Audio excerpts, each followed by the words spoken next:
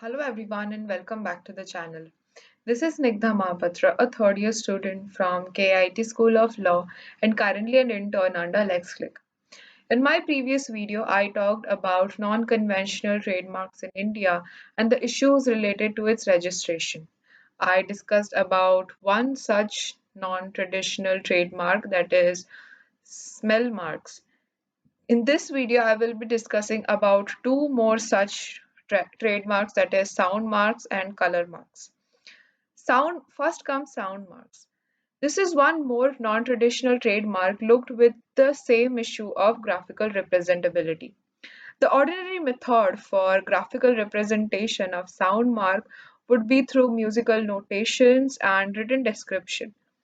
As a practical manner, nonetheless, not every person can read written music.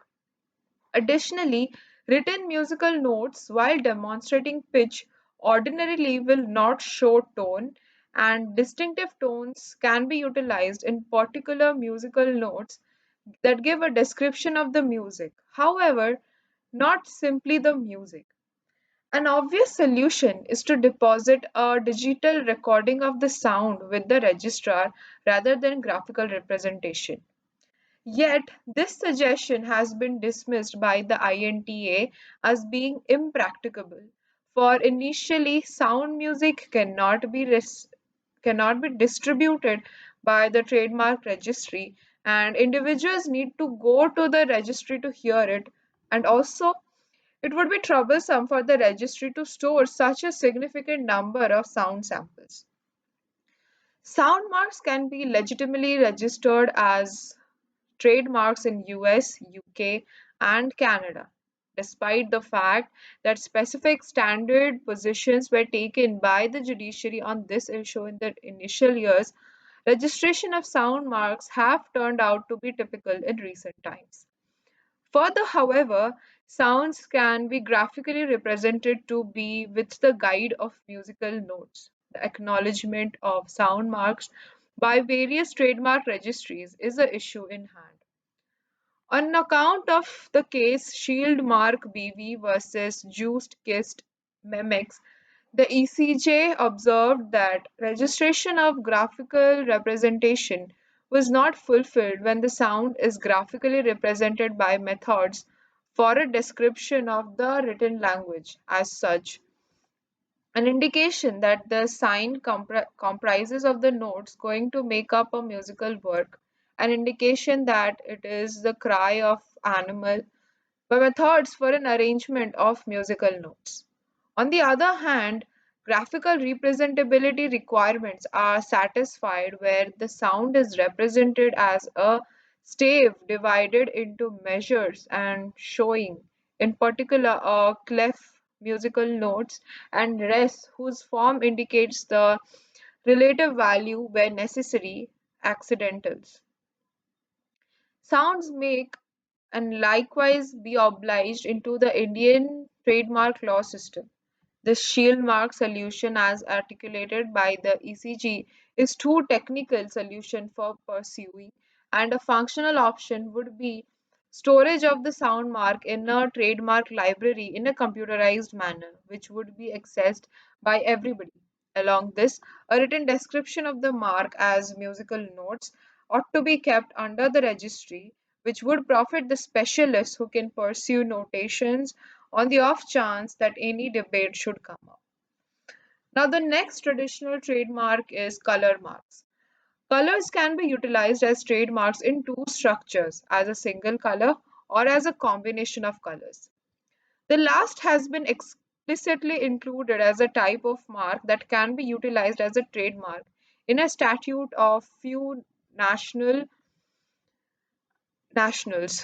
This incorporation settled prior confusions with respect to whether combination of colors should be a mark at all and whether it would be particularly distinctive enough to be registered as a trademark, both of which were replied in the agreed by the House of Lords in Smith Kline and French Laboratories Limited versus Sterling Winthrop Group. To analyze the issue of graphical representation and non conventional trademarks, it is vital to investigate choice of the ECJ in Liberal Group BV versus Benelux Trademark Office. For this situation, the issue was whether a mark comprising of a single color, that is orange, could be registered as a trademark. The ECJ emphasized the criteria for graphical representation as set down in the Ralph Siegman case and held that such representation must be clear, exact, independent, effectively open, comprehensible, and target. For this situation, the question identified with sample of the color on a flat surface, a depiction in expressions of the color, and universally recognized color identification code. The code embraced to see if this representation satisfies the criteria set down as above. A sample of color alone cannot breeze through the test since it is not sturdy and would lose its unique shade with the progression of time.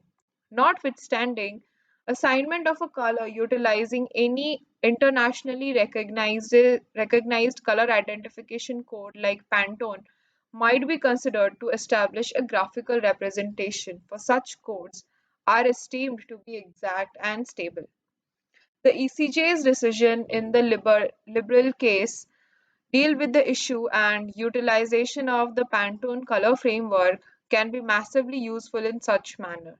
The Pantone is a business framework that assigns explicit shades numerically and classifications more than 1,000 such shades by extraordinarily unique codes. Hence, to unravel this graphical representability issue, India may use the Pantone or any internationally recognized color identification code, keeping in view different goals like those of averting color exhaustion and hostile to rivalry. Thank you so much for watching the video. Please subscribe to the channel for further and regular updates.